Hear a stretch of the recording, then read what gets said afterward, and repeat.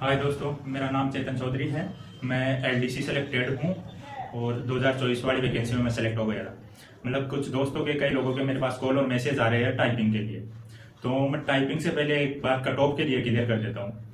जैसे कि कई कोचिंग वाले माहौल बना रखे हैं कि पेपर इजी था तो कट ऑफ हाई जाएगी या ये वो। तो अप्रोक्स देखा जाए तो पेपर में सेकंड वाला पेपर था ना, हिंदी इंग्लिश वाला, वो थोड़ा देखे तो मीडियम से थोड़ा इजी था। बाकी फर्स्ट वाला पेपर इतना इजी नहीं था जैसे सोच रहे हैं। हालांकि उसमें मैथ साइंस कम थी, वो अलग बात है। तो कट ऑफ हाई के लिए बोल रहे हैं, तो हाई मैं मानता हूँ तब जाती जब पिछली वैकेंसी में जो पोस्टें थी ना, उसके बराबर या समथिंग आसपास पोस्ट रहती। पिछली वैकेंसी में पोस्टें थी 4197 और इस 26 वाली वैकेंसी में पोस्ट है 10,644। तो अप्रोक्स 3 गुना के समथिंग ज्यादा है इस वाली में पोस्ट है। तो हम सामान्य सी बात है कि जब पोस्ट ही 3 गुना ज्यादा है तो कट ऑफ इतनी हाई कतई नहीं जा सकती। और दूसरी बात, कट ऑफ में जिनसे मेरे दोस्तों से या और भी लोगों से चर्चा किया हूँ, तो कट ऑफ मेरे अकॉर्डिंग 140 से 45 के आसपास रहने वाली है। ये जनरल की बता रहा हूँ। इसमें category wise 4-5 number plus minus कर लेना। और कट ऑफ ये हो गई। अब टाइपिंग के लिए लोगों का ये क्वेश्चन है कि टाइपिंग अभी से स्टार्ट करे या बाद में करे। तो इसके लिए मैं आपको एक बात बता देता हूँ। पहले बात तो कभी भी आपको संशय में नहीं रहना। अगर जो बॉर्डर के आसपास है, जिनके 140 के आसपास है, 135 है, तो उनके लिए मेरी सजेशन है कि आप पूरे दिन तो कोई किसी भी एग्जाम की तैयारी भी कर रहे हो तो पूरे दिन तो पढ़ते नहीं, तो 1 घंटा या 2 घंटा आप घर पे निकाल लो। इसके लिए मैं आपको एक फ्री टाइपिंग ऐप बता देता हूँ। एक फ्री टाइपिंग ऐप आता है सोनवा, वो अपने लैपटॉप या कंप्यूटर में डाउनलोड कर लेना। और अगर लैपटॉप है तो एक कीबोर्ड ले आना, डेल 212 या 216 वाला, क्योंकि टाइपिंग के लिए अपने अधिकांश 90% चांस यही होता है कि टाइपिंग लगती है आर्या कुकस में। तो आर्या कॉलेज में जो कीबोर्ड है ना, वो 90% कीबोर्ड है डेल 212 और डेल 216 वाले। बाकी 90% ऐसे भी है जो रेयर है। तो टाइपिंग आप लोग सेंसे में कभी मत रहो, क्योंकि बार बार मौका नहीं मिलता। या आपको टाइपिंग के लिए भी अवसर मिला है तो इसको खोना मत, क्योंकि टाइपिंग में भी 2, 4, 5 नंबर भी आपके मेरिट में डिसाइड करेंगे। किसी के 100 में से 98 नंबर आ गए, किसी के 80 नंबर आए हैं, तो वो कितने 17 नंबर पीछे हो गया भाई। तो ये नंबर बहुत मायने रखेंगे आपके मेरिट में। तो टाइपिंग आपको अभी से स्टार्ट कर देनी चाहिए। और टाइपिंग के लिए टाइम बता देता हूँ। जब 2024 में वैकेंसी थी ना 2024 वाली, तो वो 11 अगस्त 2024 को लगी थी एग्जाम। और उसके बाद टाइपिंग के लिए रिजल्ट आया था 25 नवंबर और 2024 को। 25 नवंबर 2024 को टाइपिंग के लिए रिजल्ट आ गया था 3 गुना का, कि जिनको टाइपिंग के लिए बुलाना है। उसके बाद टाइपिंग का हुई 21 जनवरी से 24 जनवरी 2026। अप्रोक्स देखे तो 2 महीने मिल गए थे, 2 मंथ के समथिंग मिल गया था। और अभी भी जो टाइपिंग के रिजल्ट आएगा, उसके बाद टाइपिंग लगेगी ना, उसमें मिनिमम 45-50 दिन तो मिलेंगे ही मिलेंगे। इससे ज्यादा भी मिल सकते हैं, 40-45 दिन से अधिक मिलेंगे।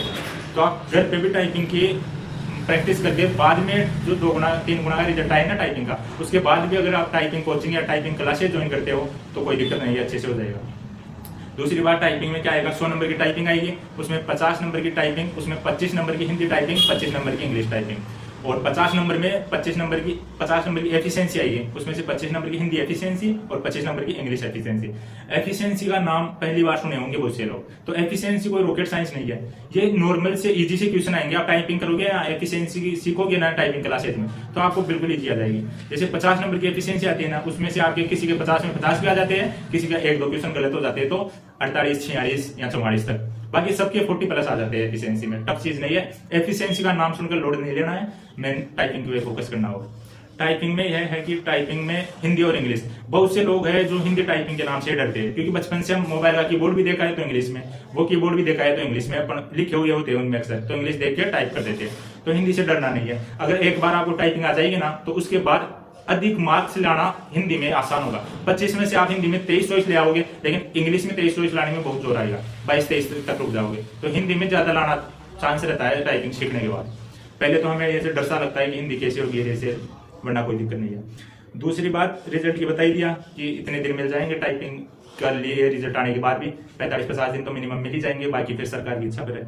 और कीबोर्ड बताई दिया, डेल आपको कुछ आर्या में डेल 212, डेल 216 ये अधिकांश है। आपको दोनों पर अच्छी प्रैक्टिस करनी है। मैं तो ये कहता हूँ कि अगर रिजल्ट आ जाता है टाइपिंग के लिए, उनमें आपका नाम है, तो आप कोई कोचिंग क्लासेस ज्वाइन कर लीजिए। और उसमें हर प्रकार के 10 प्रकार के कीबोर्ड है, तो 10 प्रकार के कीबोर्डों पर अच्छी प्रैक्टिस कीजिए। और वहाँ कोचिंग में टाइपिंग करने से एक माहौल भी मिलता है कि अपने पड़ोसी, अपना सहपाठी की इतनी स्पीड आ रही है, मेरी ये आ रही है, वो डेली का टारगेट लेके चलना पड़ता है कि आज ये आई थी तो कल इससे इम्प्रूव करूंगा या इम्प्रूव करूंगी।